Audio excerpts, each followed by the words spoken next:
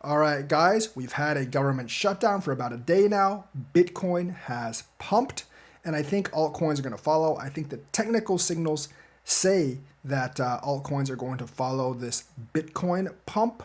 And overall, I think the market is very, very bullish. Now, why didn't we dump with the news that there's a government shutdown? Why is that good? Well, I've explained this before. The government and crypto are kind of like not aligned really, and they don't see crypto as a cause of government dysfunction. And since the government is dysfunctional, at least according to the shutdown, people might be attracted to the assets that aren't connected with this dysfunction. So crypto might actually be benefiting from it. But overall, the economy doesn't just tank because the government shuts down. A lot of people see this as like more of like a political theater or political performance. They know it's going to open back up within a couple of days. So therefore, my prediction is if this clears up within a week, 2 weeks, we'll be fine. If it lasts longer than a week or 2 weeks, we might actually have some serious issues. So that's my projection on it. If you look at the technical signals for crypto right now on TradingView, you can see that we do have a double bottom here and here. The first bottom is significantly lower than the second bottom. So, we have higher lows. And of course, hopefully we get a higher high as well. But we've had like double bottoms before where the first bottom is higher than the second bottom, and we still went up. We have one here back in June, basically June 2nd. We went down to 100,000, and then we went to 98,000 on June 21st. There's about a gap of about 3 weeks here, and the gap between August 28th and September 28th is about 4 weeks. So between each of these gaps, there's 3 to 4 weeks. And we had a double bottom here, even though the formation was slightly different. We went up. We had another double bottom here.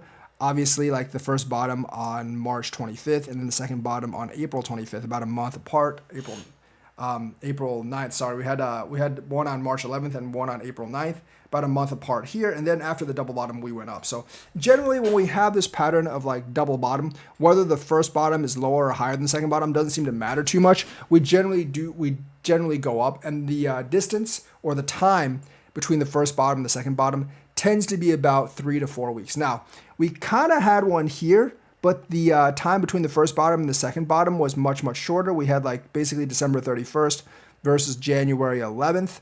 And then we actually went down afterwards. But remember, that was a special situation. And that occurred basically and we were going up until Trump announced the tariffs. And then we crashed down. So my guess is here that if he hadn't announced the tariffs in early February, we would have gone up with the rest, like the rest of the graph. But since he did announce the tariffs, we went way down to 70 something first. And then we had to wait until the second double bottom here with a basically gap of about a month between the first bottom and the second bottom to actually go back up. But we're not in that situation right now unless the shutdown, I think, persists for more than 2 or 3 weeks, which I doubt it will. The record shutdown was 35 days, and I definitely don't hope we pass that because that will mean the government's completely dysfunctional. And that would actually cause market panic. You can see the stock market today didn't really react to the government shutdown either. So overall, we are okay. What they're fighting over is the extension of, once again, tax credits for low-income people. That will raise premiums up to 70% for a lot of low-income earners because they're essentially tax credit subsidies. So many of them might have to go without insurance. If they actually don't get that subsidy.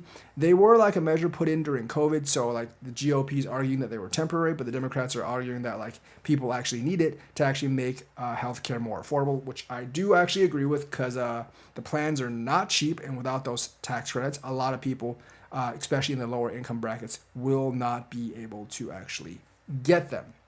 So what we have right now is the shutdown. Neither side is budging, but I think something's going to give in the next 1 or 2 weeks. So hopefully that's actually what we get.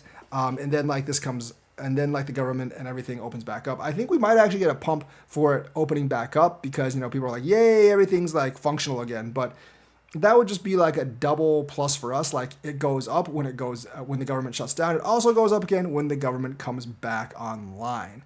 And some people are saying that crypto doesn't really rely on the government at all, which is definitely true. It could just be relying on the technical indicators that I just showed that we were probably going to go up anyways. So overall, very, very, very bullish for crypto. Obviously, we still have the data that the big institutional buyers are still buying, and retail is slowly issuing in.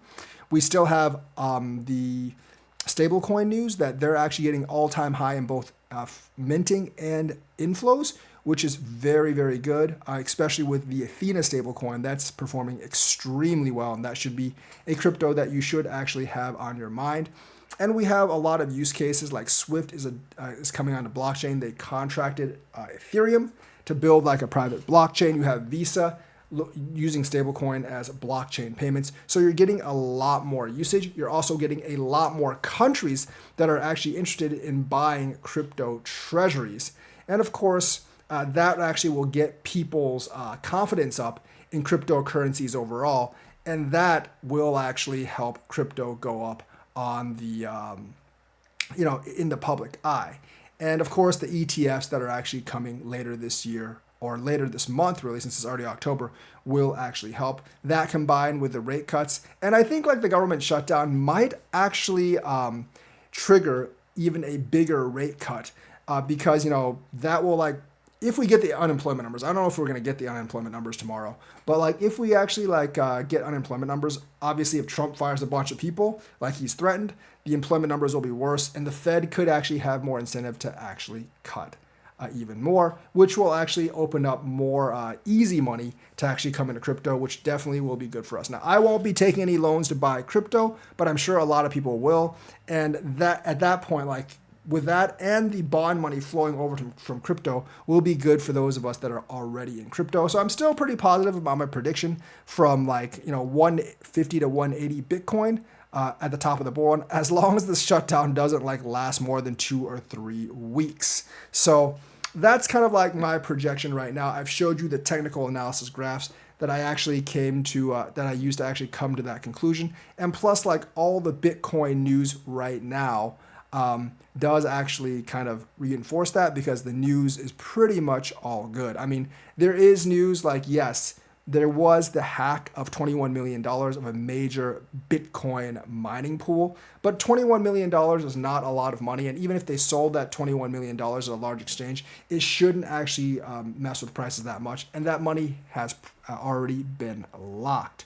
And with the adoption of more stablecoins, which will actually bring on more onboarding of crypto, which is very good, with more countries accepting crypto, with more countries wanting to buy treasuries, with Donald Trump pushing the U.S. to actually establish a Bitcoin reserve fund and to buy Bitcoin to get up to 1 million Bitcoins within some amount of time, that will put upward pressure on it as well.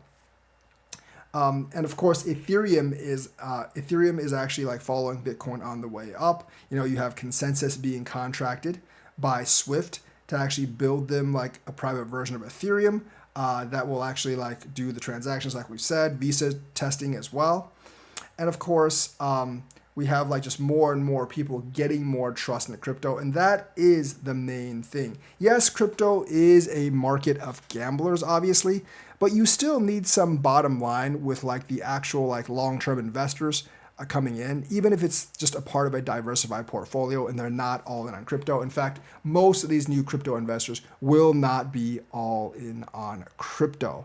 So for October, maybe I expect the real run to come after mid-October, after the 16th. Hopefully, we can end October at around 135. That's my target goal for October. And then in November, December, hopefully we can work our way back up, work our way to 180. I think at 180, several of the alts, especially those in the 25 to 50 range, should actually be 3 or 4 times higher than they are now, because for every percent that Bitcoin goes up, the alts go up many percentage points, like we've actually seen in the past. So hopefully October actually comes true, that flows in November, and hopefully we get what is essentially a kind of a repeat of November and December of last year. There's no inauguration. Hopefully the tariffs get thrown out the window by the Supreme Court. I give that a 50-50 shot.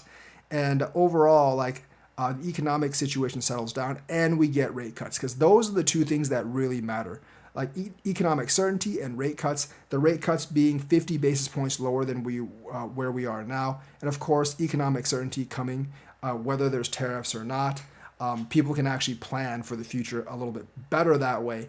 And with that, we should actually be going way up. So that's why I'm very, very bullish about the crypto market. The shutdown didn't impact it at all. I expect the shutdown to be resolved within 2 weeks. I expect us to get another pump when the shutdown is actually resolved.